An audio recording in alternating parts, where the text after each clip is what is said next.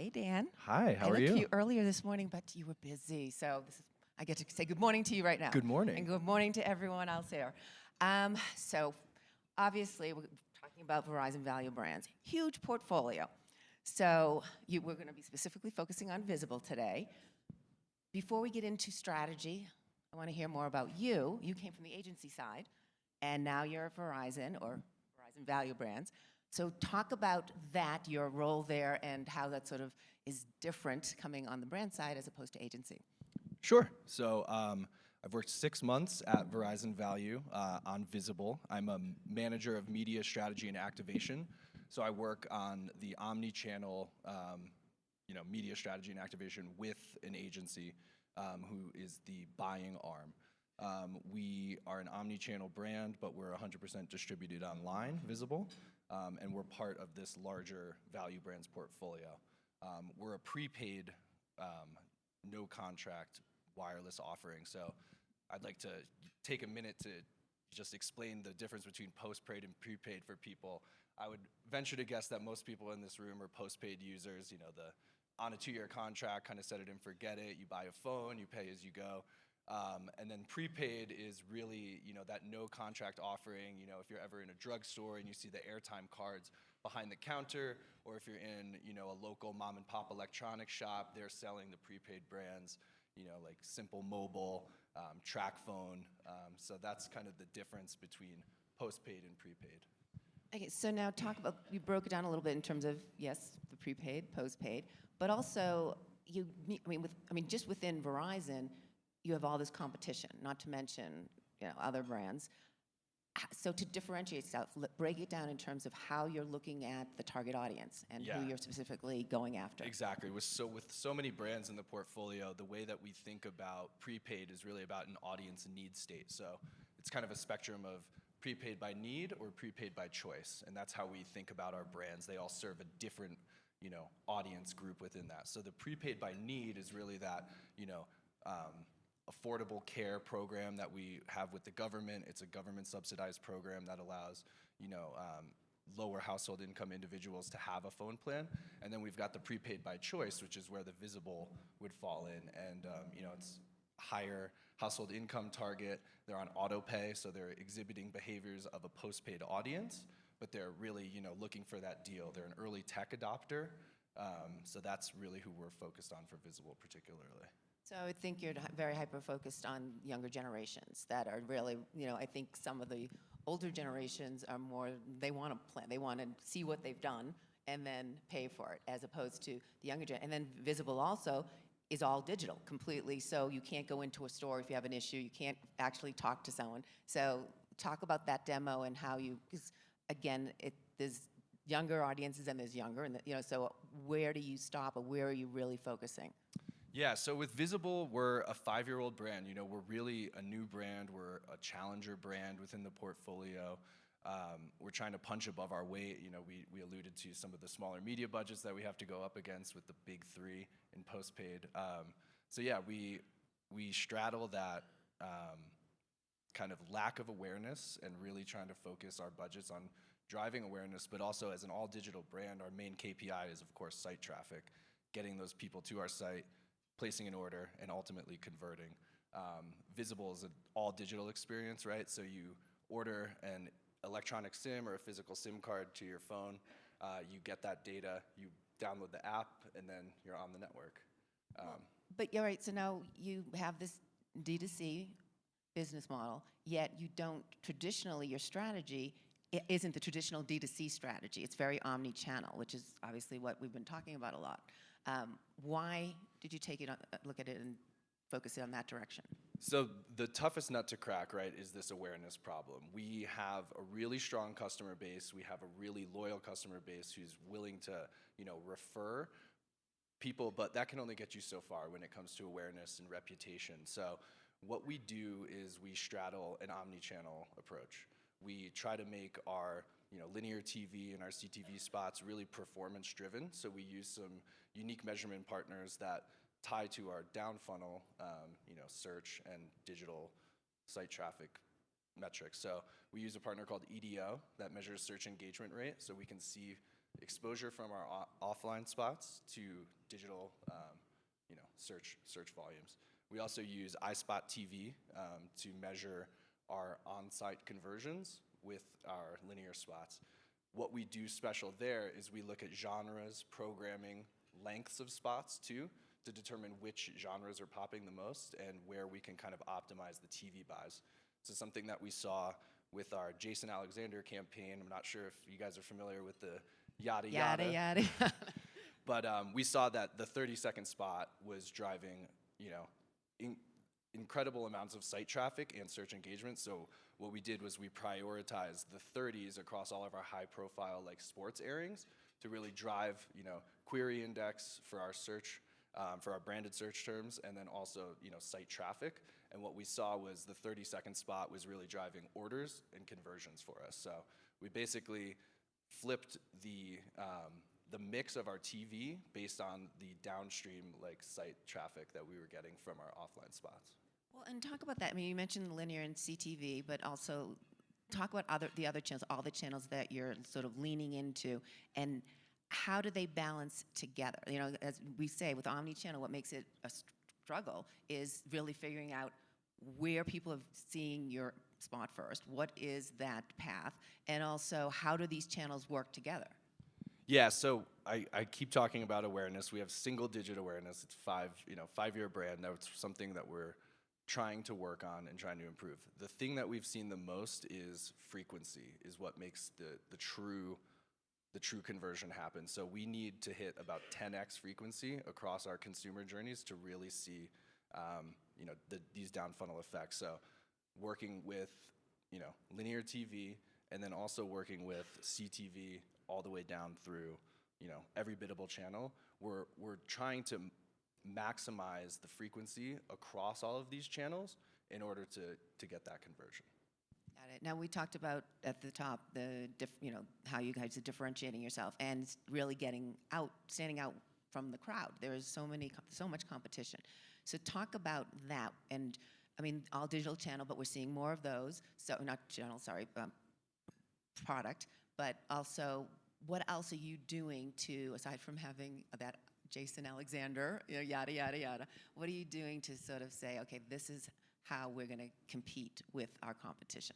Yeah, so I think one of the biggest aha moments for me coming on 6 months ago was that, we really had to flip our mindset from, a protect mode to a growth and startup mode. I'm not sure why we were, so focused on, branded search, for example, with, if we have single-digit awareness, should we be investing as much in branded search, especially for a term visible where, people might just be looking that up naturally, right? What's the definition of the word? So the growth mindset and the startup mindset really focused us on conquesting, increasing our non-brand search, really going after the competition in order to steal share from the competitors, because that's where we're seeing growth. One of the pushes that we've made recently across the last 3 months is really trying to manage our branded search investment and grow our non-brand and conquesting in order to fuel order volume. So some of the success we've seen in a lower seasonality month like October is that we have a lot of increased competition and media spend from our competitors. So what we do is we go after them. We ride that wave of their awareness, and then we show up where it makes sense. So when people are searching for those terms, visible is going to be right there. But there's also that point of diminishing returns that we're finding as well. So we can't overinvest, or else we're going to create bidding wars and things like that. So we really look at an impression share as a diagnostic for where we're trying to max out. Well, and that's obviously how you're making it. We talked about your budget. It's not a Verizon budget necessarily. I'm curious also, being part of such a huge brand, does that trickle down to you? As far as Visible is part of it, but there's 6, 7 other brands that are part of Verizon as well. So are you able to piggyback on that at all, or is it strictly where you just kind of just think of Visible on its own? We definitely think of Visible on its own, but there's certainly benefits to being part of the Verizon enterprise, right? We could leverage budgets for upfront investments. We get the benefit of TV spots and things like that from the larger portfolio, where we obviously buy in our fair share, but we have the, power backing of Verizon's investment, so helps quite a bit. Well, you talked about what you've been doing in the conquesting. So are you seeing, what kind of results are you seeing? Like, and what are your KPIs? You want that brand awareness, but obviously it also comes down to the bottom line. So what is a success for you? Yeah, so digital traffic and obviously online orders are our main KPI. So because we take an omni-channel approach, we really have to make those, traditionally less measurable channels more performance-based and backed. So like I mentioned, EDO, iSpot, those are two of our main measurement partners that we're using to really make TV, linear and CTV, more of a performance-based channel, because we're tying those offline exposures to our online actions. And now are you, in terms of tying them together as well? Linear has a certain audience, and actually linear is not necessarily what you'd consider for a younger audience, but, and then with CTV, of course you do. So why still is it worth the investment there, and how does, for the younger, what is it, Gen Z that you're more going after? Or? Yeah, so we have this, we call them like a digital native. They're, typically they're, men about 25 to 40 years old. They're, the types of people that maybe have an unlocked Android phone. They're, streaming on Plex. They're not necessarily using traditional browsers.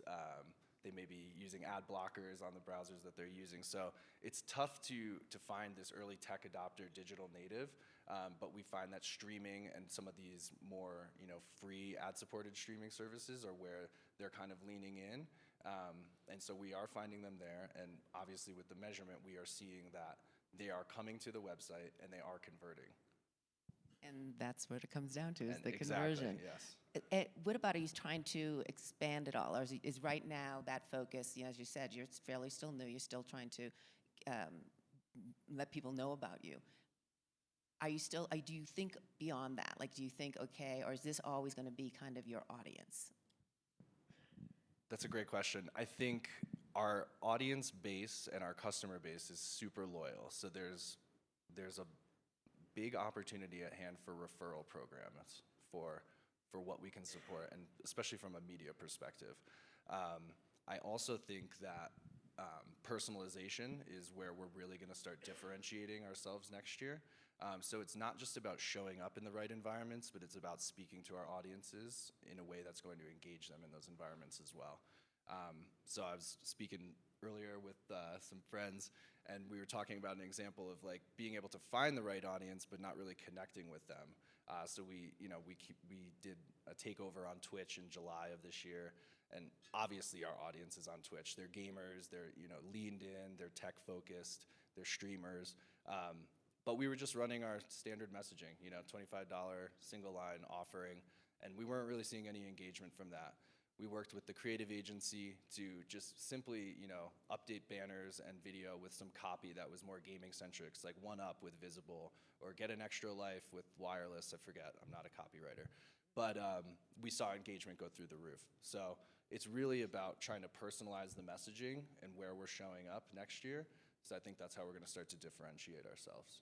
Well, and I know social isn't part of what you get involved with, but social media also is where we're seeing younger generations, and we mentioned it yesterday. Yeah, absolutely. So again, each channel has its own personality. So talk about that and I know you don't get into creative, but when you think about that when you think about planning that strategy and using all these different channels with a limited budget, how are you able to do that? Do you have a base and then kind of sort of tweak it like you just did with Twitch, or what's the plan there?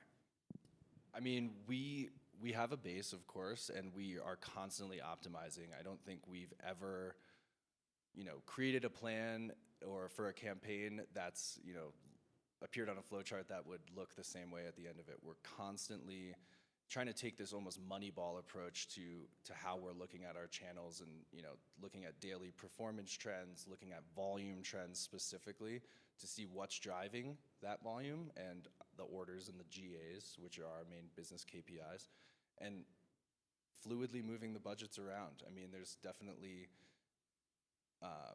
roadblocks to certain channels with TV, you can't necessarily optimize out of, Seinfeld into the NFL as you'd like to, but you can definitely take a look at which genres are popping, and then we can optimize within those things. So yeah, it's constant optimization. It's looking at what's driving volume and moving the budgets there.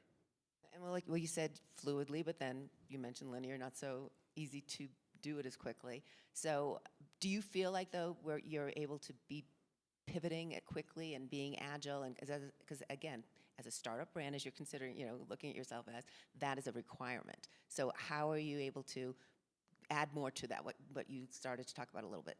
How are you really able to dive in and see, okay, this is what's not working, this is what's working, and change it up on a dime like that? Yeah, so Visible is fortunately, it's all of the business, like the business itself is very responsive to media and the promotions that we're running in market. So if we were to change, the promotion to, $5 off for 3 months, we would see immediate upticks in add to carts, orders, gross activations,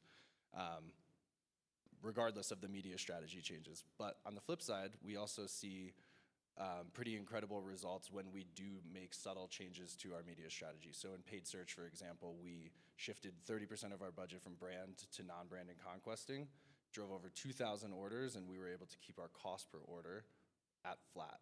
So really working through, CPC and ROAS optimizations on the brand side to mitigate any inflation to our cost pers, and then growing those incremental orders from non-brand and conquesting has really allowed Visible to, achieve its goals over the last few months and continue setting ourselves up for success.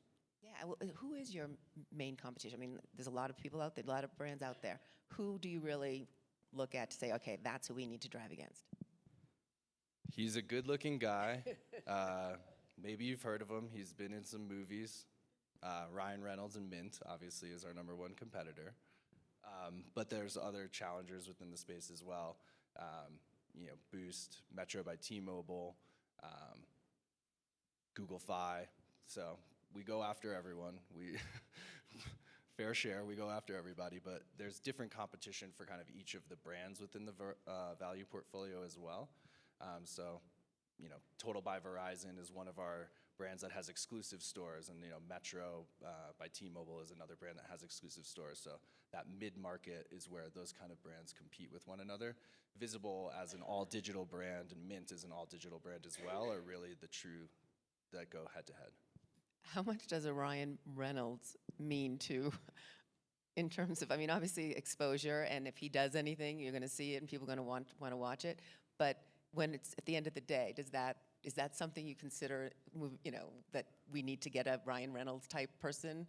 So fortunately, we actually, I'm not going to call Jason Alexander Ryan Reynolds, but he's got not some quite. He's got some panache, he's got some cachet. Like he is the, he's kind of the creator of the yada yada, right? In Seinfeld, and having the Metro campaigns launch first, and with Visible being able to kind of creatively punch back at them and kind of call them on their BS and like, hey, you do have some yada yadas there where the offerings require maybe 4 lines to get that $25 a month price point, whereas Visible is just $25 a month, taxes and fees included, no yada yadas, right?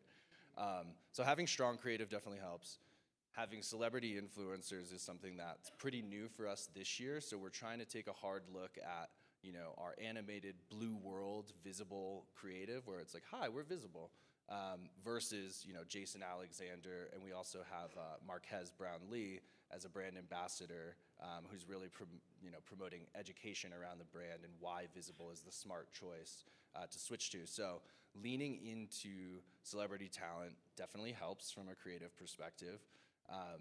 Having Ryan Reynolds, he's a movie star, so. Well, there's always Ryan Gosling. They always confuse the two, so you know what? Bring him on. I've definitely pitched that in brainstorm ideas, brainstorm sessions, so. What other Ryans are out there that we can bring in as well? Ryan Phillippe, maybe? Who knows? Yeah, no, you never confuse them. Ryan Gosling, Ryan Reynolds, and there was one other, I can't remember, but those are the ones that everyone would call the same person. So anyway, at least I know when I was doing that side of things. So talk about key takeaways, and then we're going to open it up to everyone for questions. But really, what are the biggest learnings that you have experienced through this, even the last 6 months or so, and doing this kind of conquesting? And, how are you excited then to leverage this all moving forward? Yeah, I mean, I would say it's simple, but it's probably really not, but people would understand, right? It's looking at data daily, trying to not get paralyzed by data at the same time, right? We always have that moment where it's like analysis paralysis. There's so much information. I think this might make sense, but I'm not sure.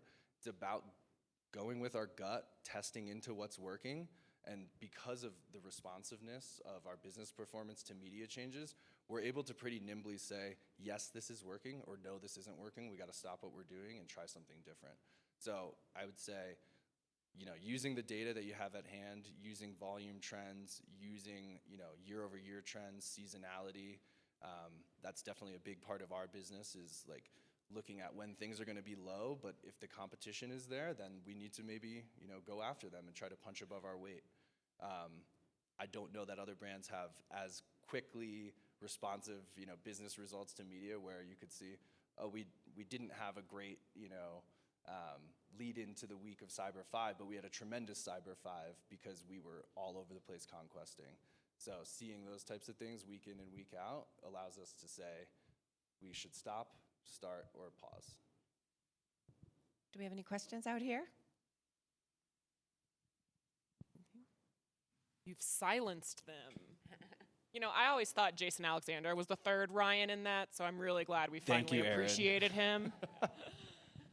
So I'm Michael Colling from the Books. Hi, Mike. I'm curious how you navigate the difference between that conquesting and, as you said, getting into a bidding war. I've definitely experienced that in the past. So how do you find that balance? Yeah, that's a great question. So it's definitely something that our search activation team, we stay on top of them daily for. I'm constantly searching myself, the competitors, to see where we're showing up in the rankings, and also impression share is definitely where we think the main diagnostic shows us that point of like diminishing returns. So depending on the brands that we're going after, we have thresholds with impression share of, we max out at about 50%, but we see that once we start appearing like too frequently above that, we're running out of budget quicker. So we're really looking at impression share as that main diagnostic, but keeping CPCs in check as well with our benchmarks.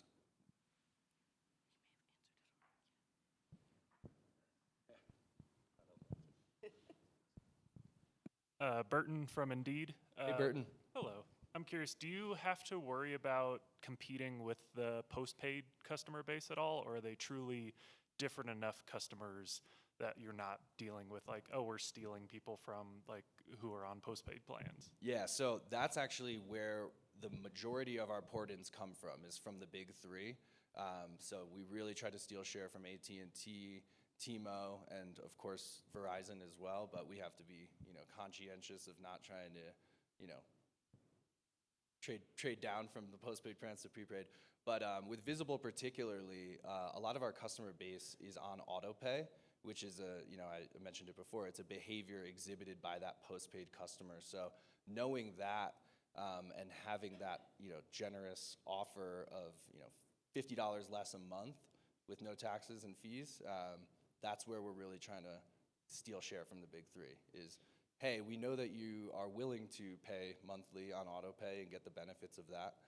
Set it and forget it, but it's cheaper. It's a great deal, and it's still the same network. Dan, I have a question. So you talked a little bit about how the frequency, you have to reach people like 10x in order to have that brand storytelling go through. How do you manage customer fatigue with that much frequency? Are you looking at that? We're trying to, I think reputation and consideration are two of those, brand health diagnostics that we try to look at to make sure that we're not annoying people. We're showing up like where it makes sense and not, inundating them with ads. So we do look at, our brand health trackers pretty frequently as well. They're updated quarterly, obviously, but that's where we're trying to see, hey, how do people think of us, where we're showing up, what's our reputation like, what's our aided, what's our unaided awareness looking like? So really using brand health as another diagnostic for that frequency. I ask you one more.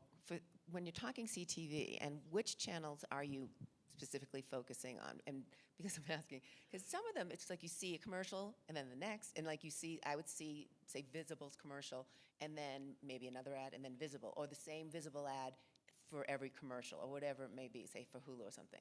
And these things, I mean, I noticed Aaron sort of touched on that, but it made me think in terms of what channels, what those CTV channels are that you're focusing on, and how do you sort of not have that happen, because that can be annoying. Yeah, definitely. So definitely through like buy consolidation on the DSP side, making sure that we're not, appearing across Hulu, Sling, ESPN on all these different platforms, right? So I think it's about DSP consolidation, so making sure that we're able to frequency cap across the different platforms that we're running through.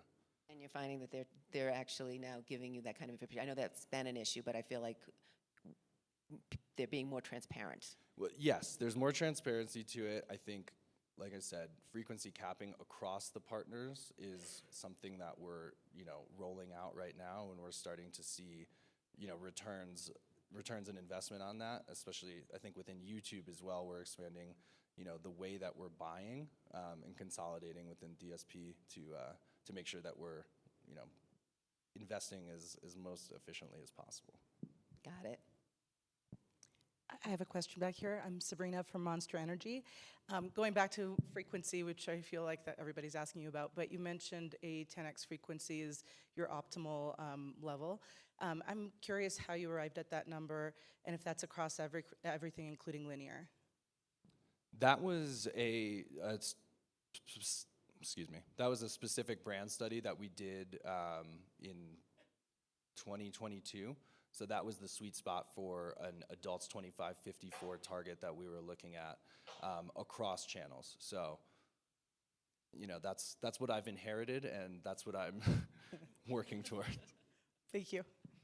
Does it include linear? That's part of it. Yes, yeah. Yep.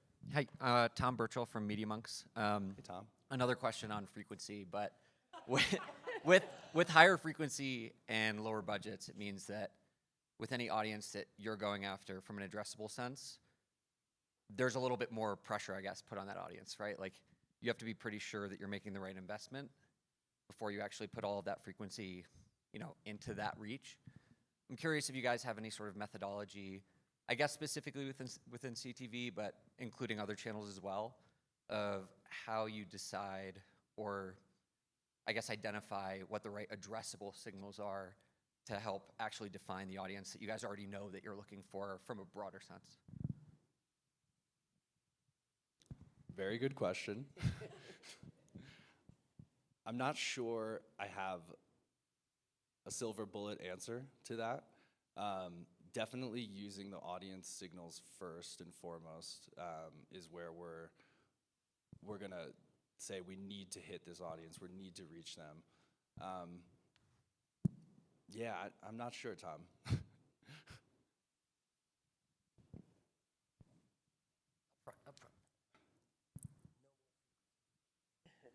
Yeah, no more frequency. So question regarding conquesting as well. Are you finding that most of the people coming to Visible are switching and saving from other carriers, or are they new line activations? Yeah, about a good majority of our subscriber base are port-ins from the big three and also from other prepaid brands. So new growth happens, during certain life cycle events where, maybe you're going to college and you have to split off your parents' plan, then you're becoming a net new customer. Maybe you're looking for that cheaper option, that cheaper deal. So growth happens, kind of naturally, but it's mostly about trying to steal share from competition. Any other questions? We haven't heard about frequency. Anyone want? We can talk about Jason Alexander again, right? So I think the celebrity endorsements are very popular, right? It seems like everyone is using a celebrity to help sell their product, service, fill in the blank. How are you measuring the ROI on that? And are you seeing an incremental return on investment from using celebrity endorsements for the Verizon value brands? Yeah, I mean, just purely based off engagement rates for like social ads, we're seeing tremendous results and tremendous lift. I think probably 2 to 3x what we're seeing from just standard BAU media, which is no surprise. I mean, when you see an influencer like Marquez on a platform speaking about a brand and breaking it down in his natural way, there lends a lot of authenticity and credibility to the brand that really does drive ROI. Is it driving sales? Absolutely, which is of course the key goal. The whole goal, right? Any other questions before we get Dan off the hot seat? Okay, Dan, Lisa, thank you guys so you. much. Awesome, Dan.